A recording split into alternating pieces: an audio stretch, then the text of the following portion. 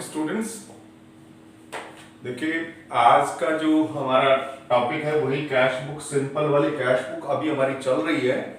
अगर अभी आप में से किसी को समझ में नहीं भी आई है या आपने लेट ज्वाइन किया है तब भी कोई दिक्कत नहीं है, आप इसको बड़ी अच्छे ढंग से समझ सकते हैं।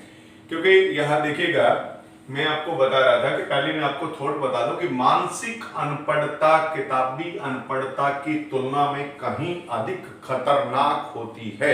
इसका अभिप्राय है कि यदि हमने मन से ठान लिया है कि ये चीजें हम नहीं कर सकते या ऐसा हम नहीं कर सकते या हम मन से अपने आप को अनपढ़ मान चुके हैं, तो फिर जो है हम ज्यादा मतलब हमारे लिए वो खतरनाक है। जबकि अगर एक इंसान अनपढ़ है लेकिन मन से अनपढ़ नहीं है तो वो एक किताबी नॉलेज वाले से भी बेहतर है। ठीक है, तो स्टूडेंट्स मैं आपको यहाँ बात कर रहा था कि हम कर रहे हैं कैश बुक, और कैश बुक के अंतर्गत हम सिंपल कैश बुक कर रहे थे। अभी भी हम सिंपल कैश बुक का एक सम कर रहे हैं, लास्ट सम है। इसके बाद हम जो है इसमें double column cash book start करेंगे नेक्स्ट वीडियो के अंदर। लेकिन आज मैं आपको सिंपल कैश बुक का जो है लास्ट सम इलस्ट्रेशन नंबर 5 मेरे पास है, वो मैं आपको करवाने जा रहा हूं। तो देखिए इसमें लिखा है कि prepare single column cash book of mister Raman. तो यहाँ देखिए मैंने यहाँ फॉर्मेट आपके सामने बना रखा है, और फॉर्मेट में क्या है कि इसके दो साइड है, एक रिसिप्ट साइड है और एक पेमेंट साइड है। रिसिप्ट साइड में आपका डेट है, फिर आपका जो है पर्टिकुलर में हमने रिसिप्ट लिखना है, और इसी तरह से उसके बाद मैंने एक एलएफ का कॉलम बनाया है, लेजर फोलियो, और इसी तरह से अमाउंट का कॉलम है। ये आपका रिसिप्ट साइड है। उसके बाद पेमेंट साइड में भी वही डेट और जो आपका पर्टिकुलर है उसमें लिखना अपने पेमेंट और लेजर फोलियो, और इसी तरह से अमाउंट का कॉलम जो आपने बना लेना है। ओके, और इसके बाद हम क्वेश्चन को स्टार्ट करते हैं। डेट जो है इसमें ईयर इसने 2014 लिखा हुआ है, तो 2014 में जनवरी मंथ के ट्रांजैक्शन हमें दे रखे हैं। जनवरी 1 का जो ट्रांजैक्शन है वो हम ले रहे हैं। इसमें लिखा है कैश का बैलेंस है कितना, 9500। तो हमने ये यहां पर लिखना है जैसा कि आपको पहले ही बताया जा चुका है, टू बैलेंस बीडी कितना 9500 रुपीज आपने यहां पर लिख देने हैं। क्योंकि कैश बुक का मैंने आपको बार बार बताया है कि हमेशा डेबिट बैलेंस ही होता है। उसके बाद देखिए 3 जनवरी की बात है। 3 जनवरी को क्या बोलता है कि sold goods for ₹4000 to Ram for cash. यानी राम को हमने कैश में 4000 का गुड्स सेल किया और लेस 2% कैश डिस्काउंट। तो पहले आपने 4000 में से 2% उसका कैश डिस्काउंट माइनस करना है। तो 4000 का 2% अगर आपने निकाला है, देखिए ये है 4000 का 2%, ठीक है ना, ये आ जाएगा ₹80, यानी 80 रुपीज डिस्काउंट है। तो एक्चुअली हमने नेट कितने का सेल किया है, यानी 3920 का। तो आपने यहां पर ओनली कैश जो आपको मिलेगा वो लिखेंगे टू सेल्स 3920 रुपीज आपने लिख देने हैं। और जो रहा आपका डिस्काउंट उसकी जर्नल में एंट्री करनी है, जैसे कल भी मैंने आपको बताया था। तो उसके लिए आप एंट्री बनाएंगे क्योंकि आपने ये डिस्काउंट जो अलाउ किया है, तो आप एंट्री करेंगे डिस्काउंट अलाउड डेबिट ₹80 और 2 कर देंगे जो है आपका सेल। ठीक है, discount allowed debit to cell.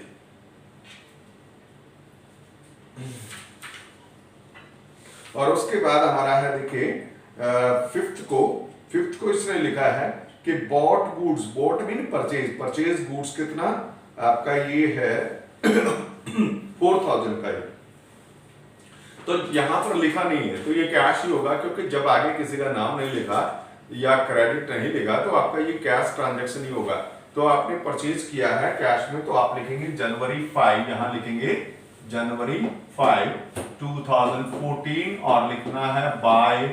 Purchase कितना है 4000 अमाउंट में हमने लिख देना है। और उसके बाद देखिए नेक्स्ट है आपका ट्रांजैक्शन 7th को received cash from Sunil and discount allowed. जितना हमें सुनील से कैश मिला वही लिखेंगे। अब यहां देखिए ये हमने लिखना है 7th को टू सुनील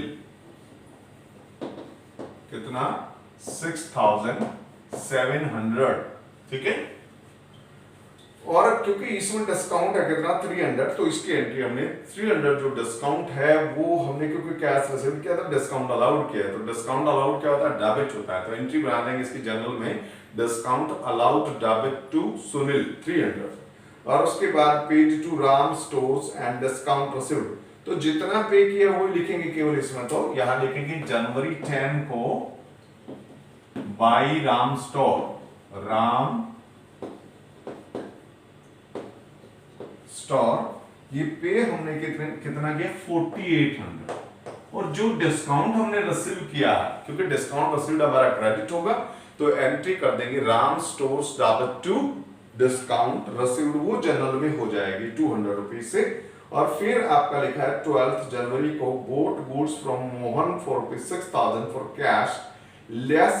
2% कैश डिस्काउंट, तो देखिए हमने परचेज किया है किससे मोहन से 6000 का, और 6000 का 2% जो है कैश डिस्काउंट आप लेस करेंगे तो 120 होगा, ये कितना होगा 120, तो इसका मतलब ट्रांजैक्शन आपका होगा 5880 का, 5880 परचेज किया है तो पेमेंट हुआ ना, तो आप यहां लिखेंगे जनवरी 12 को ही बाय परचेज 5880 रुपीज, और 120 जो डिस्काउंट है, ठीक है ना, जब आप परचेज करेंगे तो क्योंकि आपकी पूरी एंट्री बनती है परचेज अकाउंट डेबिट, क्या बनती है परचेज अकाउंट डेबिट 6000 से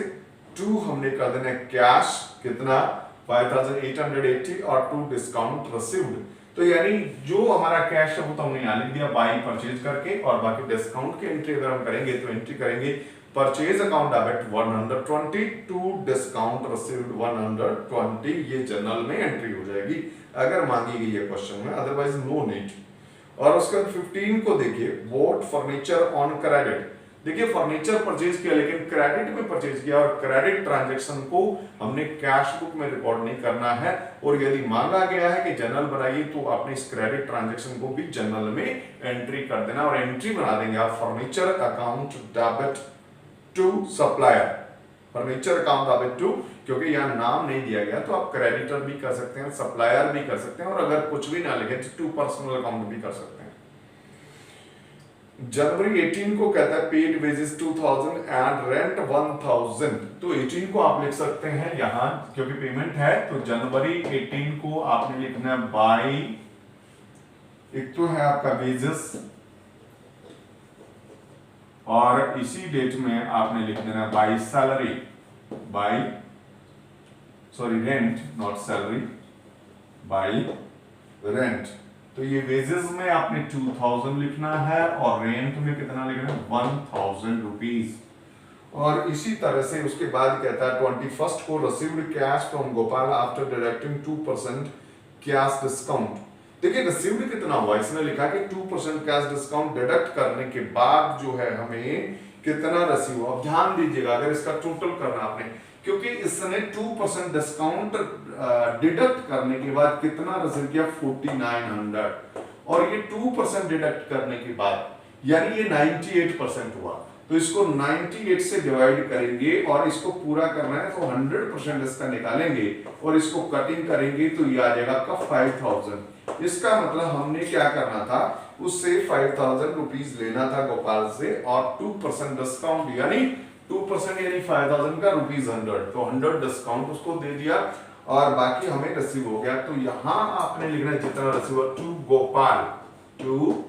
4900, लेकिन जो 100 रुपीज बच गया उस डिस्काउंट को हमने रिकॉर्ड करना है, और उसके लिए आपने एंट्री पता है क्या बनानी है कि discount allowed debit to Gopal,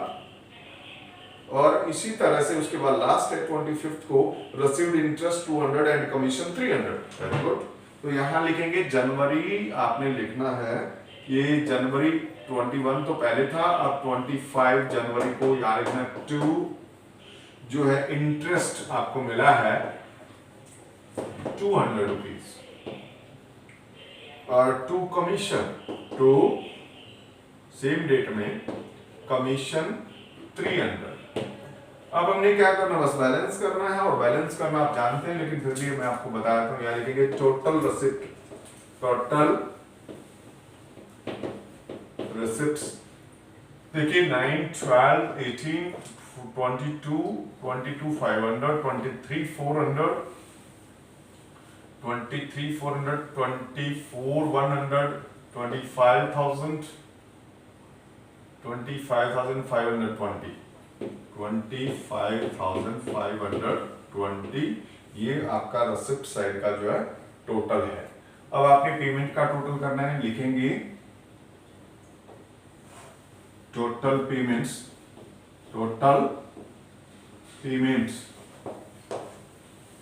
देखिए टोटल पेमेंट जो है 3, 8, 12, 16 और 17,680 जो आपकी टोटल पेमेंट, ठीक है। और अब बैलेंस आपका जो है वो आएगा, देखिए बैलेंस आएगा 7,000, यहां लिखेंगे by balance CD carried down लिखा जाता है, ये आएगा 7,840 रुपीज। ये कैसे निकालेंगे, 25,520 जो रिसिप्ट है उसमें से टोटल पेमेंट जो कि 17,680 है माइनस कर देंगे, तो रिमेनिंग आपका बैलेंस रहेगा, वो आपने क्या करना है पेमेंट साइड में लिखना बाय बैलेंस सीडी और यहां कर देंगे आप 25,520, ये टोटल हो जाएगा और इसको क्लोज कर देंगे, ठीक है। फिर आपने क्या करना है नेक्स्ट मंथ में यानी 1 फेब को जो नेक्स्ट मंथ आपका स्टार्ट होगा, यहां लिखेंगे टू बैलेंस ब्रॉट डाउन, ये वाला बैलेंस जो वो एक्चुअली इधर आया क्योंकि एक्चुअल में बैलेंस किसका है, ये डेबिट का है यानी रिसिप्ट साइड का ही है 480। और इस तरह से आपका ये सम जो है कंप्लीट होता है। स्टूडेंट्स ये कैश बुक बहुत आसान है और कैश बुक में जैसे आपको जो होमवर्क दिया जा रहा है वो होमवर्क जो आपने कंप्लीट करना है और जब भी बीच बीच में जो है इसको चेक भी किया जाएगा स्ट्रिक्टली, ठीक है। तो इसलिए अपने होमवर्क को कंप्लीट करें। All the best.